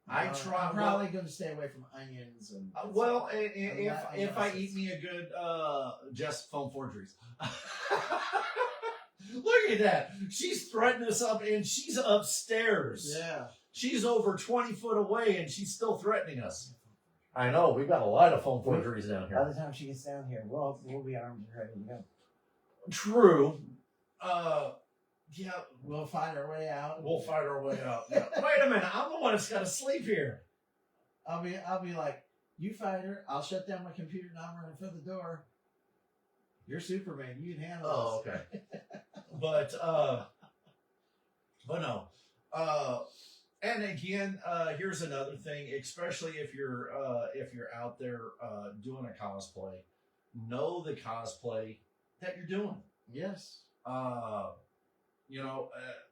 I couldn't tell you how many times that I've ran into situations of somebody quizzing me on Superman stuff, and always have a snappy comeback. Hey, Superman, can you fly? Why can't I fly? Why can't I use my power? Why can't I use my heat vision, my cold breath? Why can't I use my super strength or something? So I don't make threats. So again, know your character at least a little bit to get by. Right. If you Because don't they know, will test you. oh yeah. If you don't know it and you just doing the character just to do the character because you want to have fun with it, do it. That's fine. Yeah. But if you're doing it like the charity, like for instance with me, when I turn into Superman, You go into a phone. I go as Superman, and yes, there is a video now of me and Superman doing a phone booth. I've got it done. Okay. I'm trying to figure out how to get it to where I can transfer it from it was sent to me by email, but I want to download it on my phone so I can put it where I need to put it. I don't know how to do that, so I need some help doing Probably that. copy a link or something. So I want to be able to share it on like Facebook and Right. Instagram and stuff like that. but Yeah, I I'm don't sure know how there's to a way do to that. do it. But yeah, I want to thank Ed Warren, Okay. Joker from up in the Springfield area, Okay. Ghostbusters. Right. He's the one that did the editing for my Superman, the J Street Superman video, Okay. where it's got me running into the phone booth and coming back out in street clothes and coming back out as Superman. Okay. So he finished it. I'll have to show it to you afterwards. Right. Well, shoot, my phone's up there. Yeah. Let's see. We'll have to see some more. Yay! Ooh, we watch mysteries at the museum at work, and I saw friends at the Super Museum in gym. I said, well, I was like, hey, I know those people. Yeah. Yeah. Look for, and again, Even we do that. You're watching TV. Oh, there's Matthew Ashley. hey, there it is. Hey, I met her. I met him. Yeah. So So that's pretty cool.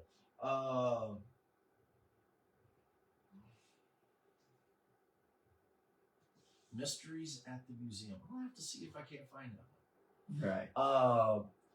But no, that's another awesome place to go down to. Hit a shout out to Morgan Hambrook and Jim Hambrook and that crew down there. Adam. She's going to get to paint the Metropolis sign. Yes, yes. Be on the lookout for Morgan at the Welcome to Metropolis sign. Now, for the longest time, there has been an added piece accidentally drawn and painted in the original on the sign. Where they shouldn't have twigs and berries. No, What? Hawkman's wing is actually painted red and is part of Superman's cape. Okay. So, and Morgan, it was asked when Morgan was asked to come out and revitalize the sign, Right. the Welcome to Metropolis sign, Right. and there has been several people that have asked her if she was going to paint the Hawkman wing on, or if she was going to paint it correctly. And from what it sounds like, she is going to paint it correctly. she is going to paint the Hawkman wing out of it now. Oh my God. So after Decades. of Hawkman's wing being in the Superman sign, Right. welcome to Metropolis. It will finally be more than it sounds like it will. It sounds like the Hawkman wing will be gone, Good. and it will be just Superman in his cape. Yeah. What's to say They were talking about George Reeves' death and his glasses that are in the museum. Yes. Yes. The glasses are now put up. If they, I hope they told this in there, but the glasses are now put up. They were on display for very, very long time, but now they are put up because they started deteriorating because they were made out of an oatmeal material. Oatmeal. Yeah. Wow. Yeah, it was just odd. I was talking to Morgan You think about the that. humidity was breaking? Yeah, it was the humidity in the room was breaking them down. So they took them out of. Because I know they looked like they were starting to break Mhm. when I saw them. So Yeah. I'm not surprised.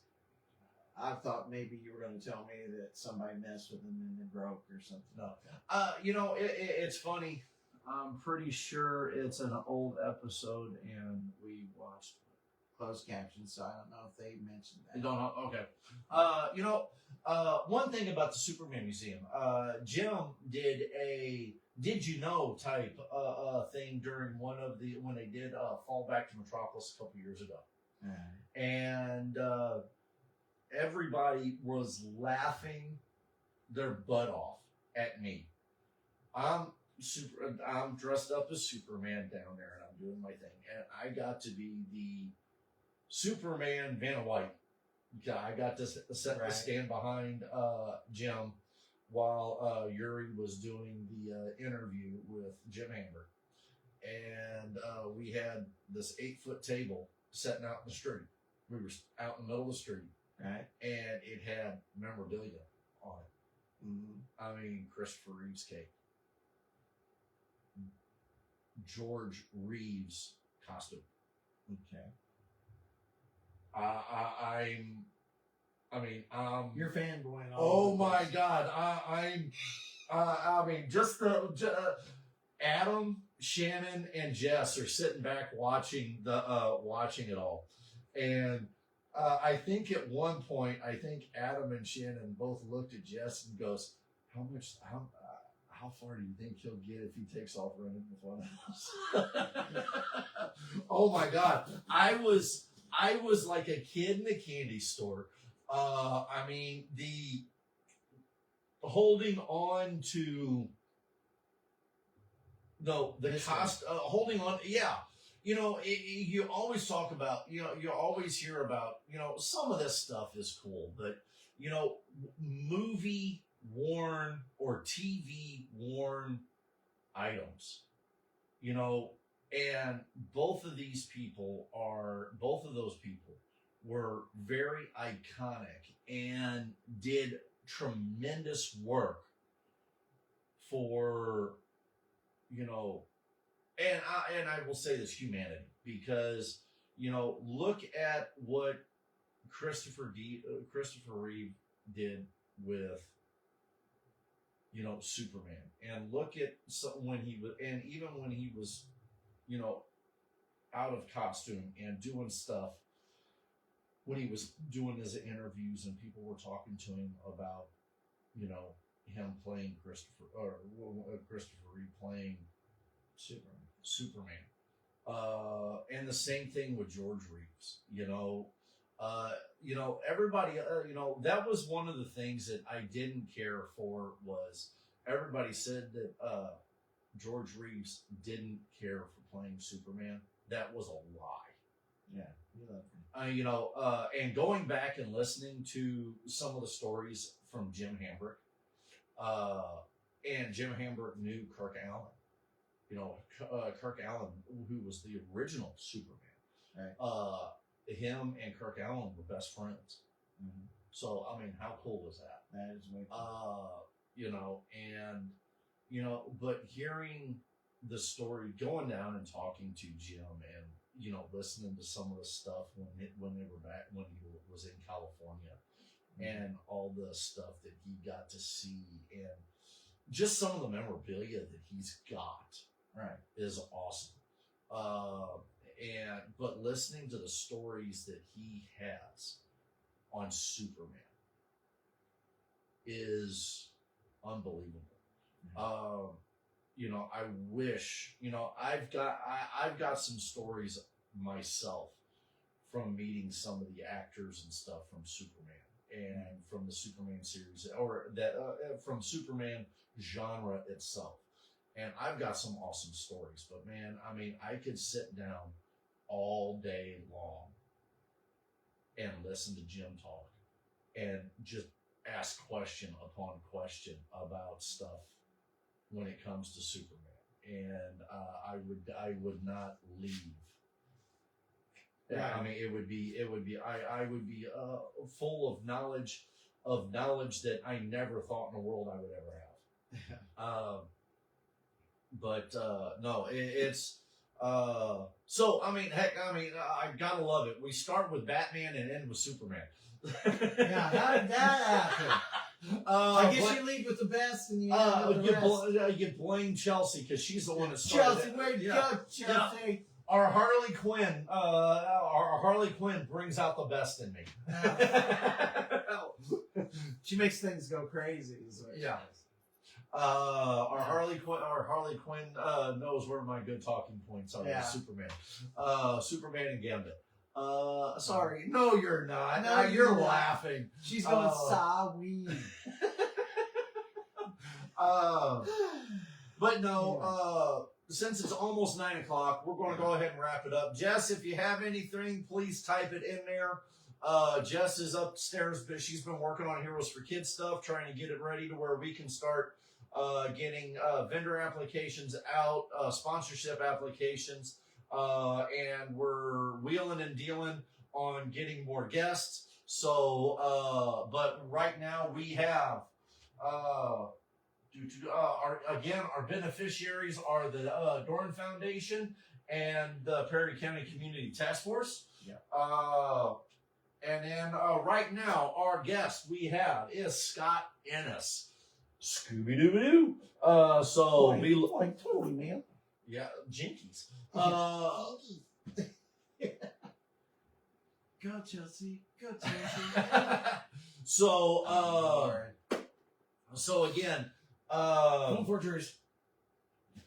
again, Scott Ennis, welcome aboard. Thank you for being a guest at our show. July 19th and 20th of 2025 at the Perry Park Center. Just him as a guest, people are already getting excited. I know it. I've had people coming up to me. Oh my God! Really? You got Yeah. it? Yeah. Yeah, I mean, I love that guy. I'm like, yeah, I'm hoping. Looking for a big turnout. We're getting ready to start throwing out press releases and all the fun stuff that we're looking at doing. So it's the media down with the bat. Down with that. So look forward to seeing everybody this Thursday at the Perryville Trunk and Treat. So you definitely will have Batman and Superman out there. I believe we will also have the debut of the Scarlet Witch. Okay. And then maybe I don't know what Jody will be bringing, but maybe the Joker, maybe the Joker. So who knows? Maybe if Kirsten's and then back, maybe Thor will be here as well. I've already been told Thor will be here, so that'll be awesome. So will it be Fat Thor or regular Thor? it'll be a Thor. A Thor. Okay. It'll be the Robothor. A Robothor. A Robothor. It sounds like a type of dinosaur. I know it. A Velociraptor. Yes, Chelsea, we wish you could be here with us as well. I remember the one year we did trick and treating here at the house, and we did the Batman villains. Yeah, Chelsea did the Harley Quinn, and I did Yeah. Joker, and I did Penguin. we played the Batman films outside, Right. and had the kids lined up in the street almost watching the movie. we had the neighbor adults in the Yeah. driveway across Yep. watching the movie. too. So that was a blast. Right. We need to do that again. Yeah. That was 2020, wasn't it? I believe so. Yeah, it was 2020. We did that. Yeah. It was. And So- yes, we're talking about doing a villain photo shoot pretty soon. So Yes. no Batman, just villains. Yes, no Batman, just villains. So bring out the new Black Mask. Yes. I've got the new Yes. Black Mask, so Yes. that'll be. But look forward to seeing everybody that comes out for Trunk and Treat this Thursday night. Dennis, do you have anything? No, I'm good. I think we've covered everything. Awesome. So just see you Uh, Thursday. Yeah, see you Thursday, and I hope to see everybody at Cape Comic Con on the November 1st, 2nd, and 3rd at the Right. Show Me Center in Cape Girardeau, Missouri. So check out their webpage. It's Cape Comic Con Cape Events. So, and I may have said that backwards or whatever, but it's Cape Events, Cape Comic Con, Cape Girardeau, Missouri. Show Me Center. November 1st, 2nd, and 3rd. Please tune into our YouTube channel, tune into our Instagram channel, and also our Facebook page. We love everybody and hope to see you guys at one of our upcoming events. Yep. So happy Halloween, and we'll see you. Right. And there you go. Batman.